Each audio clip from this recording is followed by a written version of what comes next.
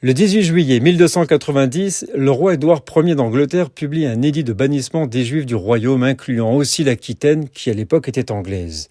Cet événement marque la première grande expulsion des Juifs du Moyen-Âge et un tournant majeur dans l'histoire de la communauté juive anglaise.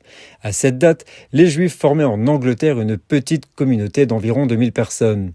Ce décret trouve ses racines dans un contexte complexe marqué par des tensions religieuses, économiques et politiques. Il prendra effet le 1er novembre, ne laissant le choix qu'entre la conversion et l'exil. Les Juifs d'Angleterre, spoliés de leurs biens et contraints à l'exil, trouvent refuge dans des pays voisins, notamment en France, aux Pays-Bas ou la Pologne, où ils bénéficiaient d'un statut favorable grâce à la charte de Calise. Sur le plan religieux, l'Église catholique médiévale nourrissait une animosité croissante envers les Juifs, perçus comme des hérétiques et des ennemis du Christ. Cette hostilité se traduisait par des sermons enflammés, des mesures discriminatoires et des violences anti-juives. Cette situation était exacerbée par la concurrence entre les prêteurs juifs et chrétiens, attisant le ressentiment populaire.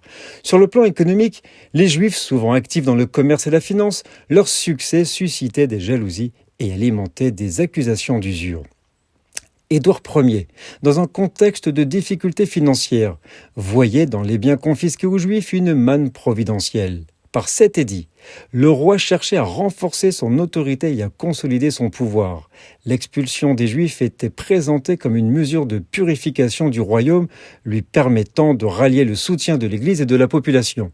Cet événement tragique marque la fin d'une présence juive en Angleterre qui durait depuis près de 3 siècles.